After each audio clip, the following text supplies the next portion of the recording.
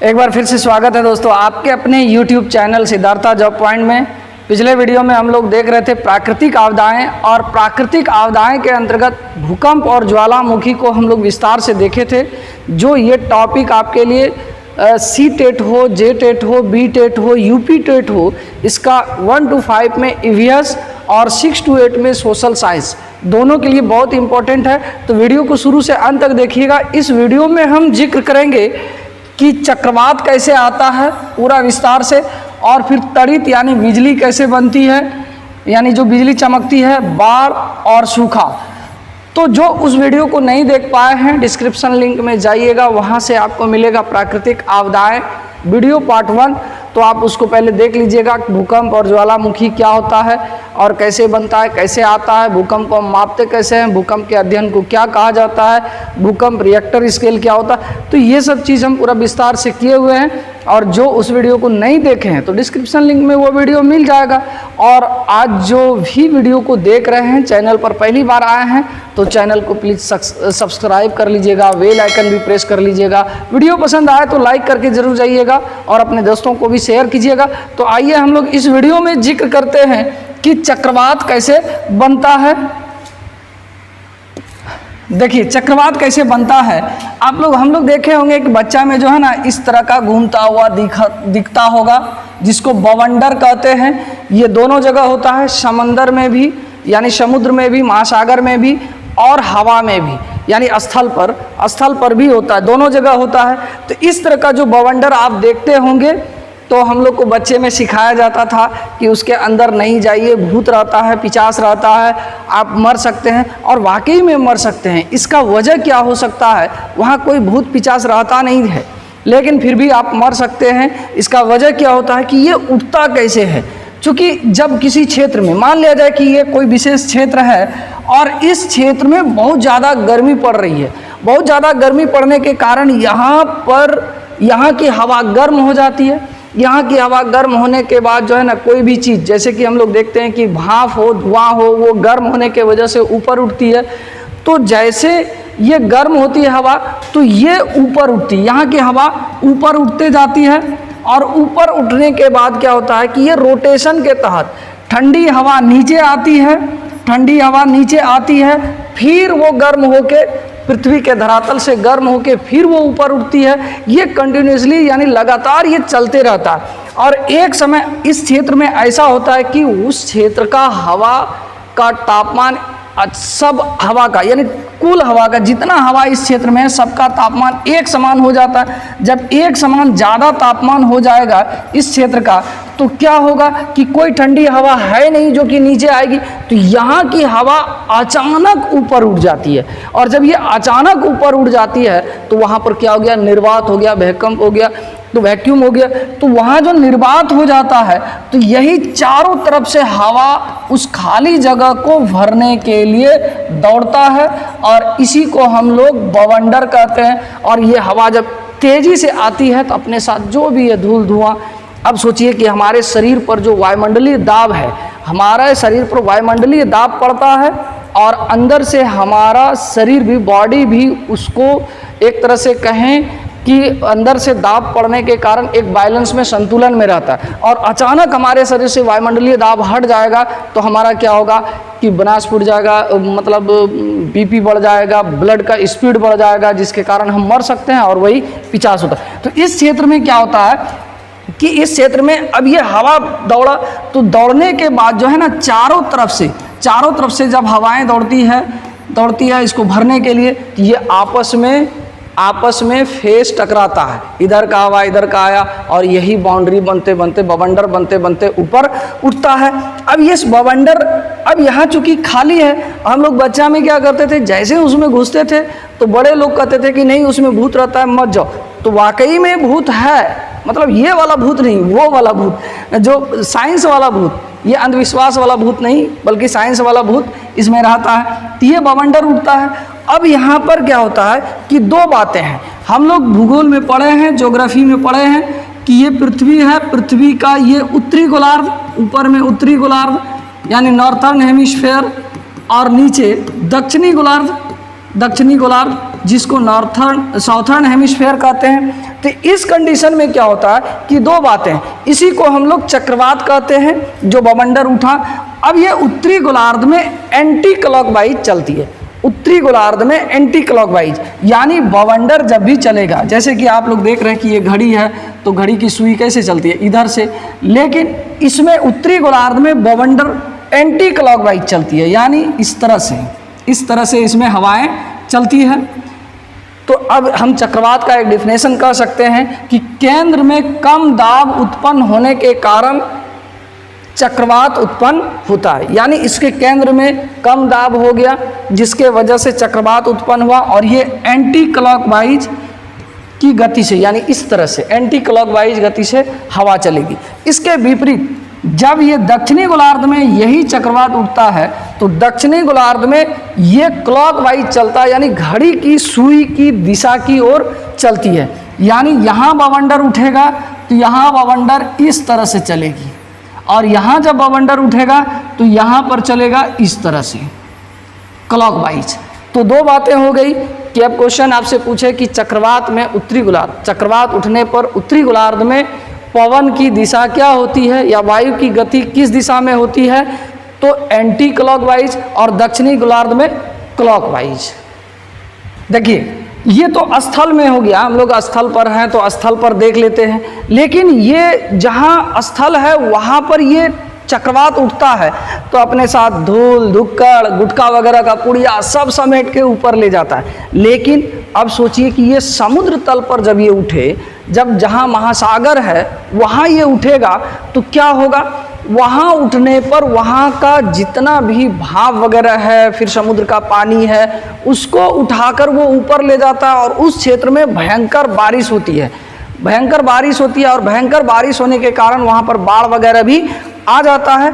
इसको हम लोग ये कई क्षेत्रों में जो है उठता है आपका ये टाइफून, जैसे इसको अलग अलग नाम से चक्रवात को कहते हैं टॉर्नेडो, ये टॉर्नेडो है। टॉर्नेडो ऑस्ट्रेलिया एवं यूएसए का जो मिसिसिपी इलाका है, मिसिसिपी मिसौरी इलाका है, उस क्षेत्र में ये चक्रवात उठता है जो भयंकर उठता है, और इसकी स्पीड 325 किलोमीटर प्रति घंटा है, और ये दोनों जगह पर, जल और स्थल दोनों जगह पर टॉर्नेडो उत्पन्न होता है, टॉर्नेडो चक्रवात उठता है। और हरिकेन जो है, यह हरिकेन अटलांटिक महासागर में उठता है, अटलांटिक महासागर के पूर्वी तट पर यह बहने वाला चक्रवात है जिसकी स्पीड 121 किलोमीटर प्रति घंटा है। टाइफून प्रशांत महासागर तथा चीन सागर में उठने वाला है, इसकी स्पीड 160 किलोमीटर प्रति घंटा। ये चक्रवात के उदाहरण है। एक होता है प्रति चक्रवात, लेकिन पहले चक्रवात को ही खत्म कर लेते हैं। चक्रवात जो है अलग अलग क्षेत्र में चक्रवात को अलग अलग नाम से जानते हैं हम लोग, ये बहुत बार पूछा भी गया है।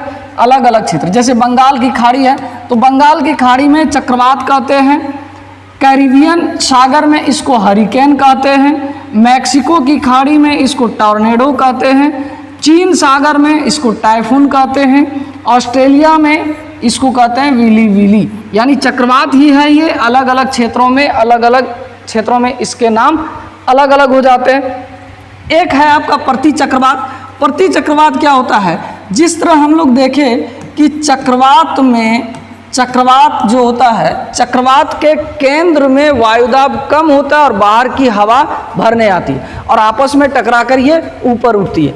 अब सोचिए कि किसी विशेष क्षेत्र में यहाँ की हवा गर्म ही नहीं हुई, यानी यहाँ पर बहुत ज़्यादा दाब है, उच्च दाब है, और साइड में जो है यहाँ पर उच्च दाब है, और बाहर के क्षेत्र में चारों साइड जो है ये निम्न दाब है। तब इस स्थिति में क्या होगा, थोड़ा सा कॉमन सेंस लगाना है कि इस स्थिति में क्या होगा, निम्न दाब है चारों तरफ। अब क्या होगा कि इस निम्न दाब के कारण यदि किसी विशेष क्षेत्र में उच्च दाब बन गया और उसके चारों तरफ निम्न दाब है तो क्या होगा कि यहाँ पर अचानक जहाँ उच्च दाब है, जैसे कि हम लोग पढ़ते हैं ज्योग्राफी में, आप लोग जानते होंगे कि वायु की गति जो होती है वो उच्च दाब से निम्न दाब की ओर होती है, उच्च दाब से निम्न दाब की ओर होती है, निम्न दाब की ओर, ये याद रखिएगा, उच्च दाब से निम्न दाब की ओर। जैसे कि चक्रवात में हम लोग देखें कि केंद्र में निम्न दाब था और बाहर उच्च दाब था, जिसके कारण वो दौड़ गया स्पीड से और फिर उसको भरने के लिए दौड़ा, इसलिए कि बाहर दाब उच्च था और अंदर दाब निम्न था। लेकिन प्रति चक्रवात में उसके जस्ट विपरीत यानी केंद्र में उच्च दाब और चारों तरफ निम्न दाब, तब क्या होगा, अचानक उसका हवा जो है ना फैल जाएगा, छितर बितर हो जाएगा चारों तरफ। अब ये जो चारों तरफ हवा उसका छिरिया जाएगा यानी छितर बितर हो जाएगा, तितर बितर हो जाएगा। तो यहाँ पर देख रहे हैं कि चक्रवात में आपस में एक ही जगह पर हवा जा रहा है भरने के लिए। अब जहाँ कम जगह हो और हम लोग किसी मीटिंग में जा रहे हो और 10 कुर्सी लगी हुई है और 200 लोग है, 200 लोग जाए बैठने के लिए, क्या होगा, मारा मारी। अक्सर ये भोज में हम लोग देखते भी हैं कि अभी अगला खा के उठा भी नहीं है, पिछला सब जगह टेबल पे लगा हुआ है, तो क्या होता है कि आपस में टकराहट हो जाता है। तो चक्रवात में यही चीज़ होता है, टकराहट हो जाता है, टकराहट। लेकिन यहाँ पर क्या है कि बीच में सिर्फ उच्च दाब है और साइड में निम्न दाब है, ये हवा अचानक फैल गया बस। इस कंडीशन में, प्रति चक्रवात के कंडीशन में क्या होता है, मौसम साफ हो जाता है, मौसम साफ हो जाता है। और जबकि चक्रवात में क्या होता है, चक्रवात में भयंकर बारिश, देख रहे हैं कि इसका जो चक्रवात में जो भी वायुदाब के कारण चक्रवात उठता है, आसपास का जो जलवाष्प है या फिर हवा है नमी वाला, उसको ऊपर उठा के ले गया, वहाँ बादल बन गया, फिर बारिश होने लगी। तो मौसम साफ किसमें, प्रति चक्रवात में, और चक्रवात में भयंकर बारिश होने की संभावना होती है। तो ये था चक्रवात। अब हम लोग इसमें देख लेते हैं तड़ित या बिजली या थंडर कैसे होता है। थंडर कैसे होता है कि ये शॉर्ट में हम लोग चलें, हम लोग देखते हैं कि मेघ वगैरह जो है ना हवा में दौड़ते रहता है। तो ये मेघ जो होता है, बादल जो होता है, इन बादलों में आवेश, 2 आवेश हो जाते हैं, धनात्मक और ऋणात्मक। और हम लोग बिजली में भी देखते हैं कि जब 2 आवेश धनात्मक और ऋणात्मक होता है तो जैसे इसमें टच करते हैं, जैसे उसको उसमें सटा देते हैं, तो क्या होता है, एक भयंकर चिंगारी निकलती है। एक तरह से कहें कि बादलों के बीच में जो आवेश होता है लेयर बाय लेयर, और वो गतिमान रहता है, जब एक आवेश दूसरे आवेश के संपर्क में आता है तो एक भयंकर चिंगारी निकलती है, और उसी चिंगारी को कहा जाता है, एक तरह से हम लोग यहाँ से देखते हैं तो बिजली कहा जाता है। तो अब देखिए बिजली जो बनती है, और हालांकि देखिएगा कि ऊंचे ऊंचे जो बड़े बड़े मकान होते हैं, उस मकान पर जमीन के अंदर से तांबा का तार से एक तड़ित चालक बनाया जाता है, उसका नाम है तड़ित चालक। ये तड़ित चालक क्या करता है कि जब भी बिजली किसी ऊंचे बिल्डिंग में या ऊंचे मकान में, टावर वगैरह में ये गिरने का चांस होता है, तो ये तांबा का बना होता है। याद रखिएगा, ये कई बार पूछा हुआ है कि तड़ित चालक किस धातु की बनी होती है, तो तांबा की। तो चूंकि वो पहले उसको लेके अर्थ में भेज देता है, जिससे कि बिल्डिंग या टावर वगैरह को नुकसान होने से बचाया जा सकता है।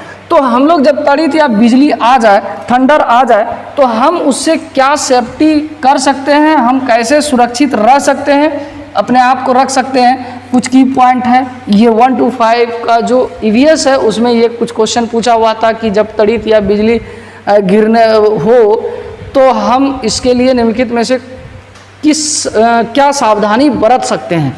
तो इस तरह का था। तो बाहर निकलने से पहले परहेज करें हम लोग। यदि देख रहे हैं कि मौसम उस तरह का है, बादल वगैरह है, मेघ गरज रहा है, बादल गरज रहा है, तो हम लोग पहले तो बाहर जाने से परहेज करें, यानी बाहर कभी भी बाहर नहीं निकले। दूसरी बात, यदि हम सफ़र में हैं, कार है, बस है, तो कार या बस की जो खिड़की या दरवाज़ा है उसको क्लोज कर लें, बंद कर लें। फिर है क्या, खुले मैदान, यानी हम लोग कहीं पर जा रहे हैं तो खुले मैदान में नहीं जाएं। हालांकि भूकंप आ जाए तो आप खुले मैदान में जाएं, लेकिन बिजली चमके तो खुले मैदान में से दूर रहें, खुले मैदान में ना जाएं। वृक्ष के पास भी ना रहें, वृक्ष हमेशा, वृक्ष जो ऊंचे चीज़ रहते हैं उस पर थंडर गिर जाता है, बिजली गिर जाती है, तो वृक्षों के पास ना जाएं। फ़ोन वगैरह विशेष करके जो वायर वाले होते हैं, जैसे टेलीफोन वगैरह होता है, जो वायर वाला कम्युनिकेशन सिस्टम होता है, उससे दूर रहें, उसका उपयोग ना करें। नहाएं नहीं, जब हम नहा रहे होते हैं तो पानी का टंकी वगैरह या जो कुछ है, तो हम लोग जानते हैं कि पानी क्या है, विद्युत का सुचालक हो जाता है, जिसके वजह से हमको करंट लग सकती है और हम खतरे में पड़ सकते हैं। बिजली के उपकरण जैसे टेलीविज़न वगैरह या फिर कोई चार्जर वगैरह आप लगाए हैं या कोई भी उपकरण लगाए हैं, तो उस बोर्ड से, उसके सॉकेट से, उसके प्लग को बाहर कर दें। जब भी वायर पर करंट दौड़ेगा, बिजली की करंट आएगी, तो वो अचानक, चूँकि ये बहुत भयंकर होता है, इसमें बहुत ज़्यादा शक्ति होता है। इसी में हम लोग देख लेते हैं बाढ़ व फ्लड या सूखा, जिसको कहते हैं ड्राउट। तो बाढ़ क्या होता है कि जब बहुत भयंकर बारिश हो जाती है और बारिश के वजह से नदी अपने खतरे के सीमा से, खतरे से ऊपर बहने लगती है, तो इसको हम लोग बाढ़ कहते हैं। और बाढ़, जो बाढ़ग्रस्त इलाके में रहते हैं, उसको इसका बखूबी अनुभव होगा कि बाढ़ के समय में क्या क्या मुश्किलें झेलनी पड़ती है लोगों को। घर, मकान, जान माल, खाना पीना या फिर जो अनाज है या फिर फसल है वो बर्बाद हो जाता है, डूब जाता है। लोग मुसीबत में पड़ते हैं, दिक्कत में पड़ते हैं। फिर जाके मच्छर वगैरह, फिर मक्खी वगैरह ये सब होता है, जिसके वजह से वहाँ पर डायरिया होने का संभावना होता है, मलेरिया होने का संभावना होता है।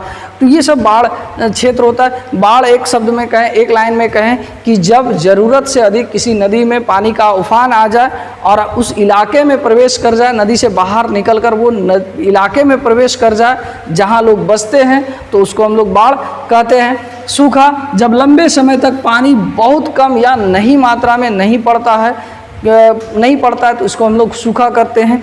तो बाढ़ के वजह से भी नुकसान और सूखे के वजह से भी नुकसान, यानी कह सकते हैं कि कोई भी चीज़ जब अति होता है, कोई भी चीज़ जब अति होता है तो वो क्षति होता है। तो हम लोग पर्यावरण को इतना असंतुलित कर दिए हैं कि जिसके वजह से प्रकृति भी समझ रही है कि ये मनुष्य जो हैं अति कर दिए हैं, अब क्षति होना जायज़ है। देखिए अभी जो समय है, समय पर पानी नहीं पड़ता है। जो मानसून है, मानसून आता है लेकिन बारिश नहीं होती है, बारिश होती है तो नाम मात्र का, जिससे लोग खेती नहीं कर पाते हैं। तो बहुत पाते हैं, तो वो हम लोग अगले टॉपिक में वन संरक्षण में देखेंगे, वन और पर्यावरण संरक्षण में देखेंगे कि किस वजह से हमारा पर्यावरण असंतुलन हुआ और मनुष्य इसके लिए कितने बड़े जिम्मेदार हैं। और फिर इसी में देखेंगे कि हम मनुष्य फिर पर्यावरण को सुधारने के लिए, बचाने के लिए क्या क्या उपाय करते हैं। तो ये था आज का बहुत महत्वपूर्ण वीडियो। उम्मीद करते हैं वीडियो आपको पसंद भी आया होगा और ये आपके लिए बहुत उपयोगी भी होगा। तो मिलते हैं अगले वीडियो में, तब तक के लिए जय हिंद।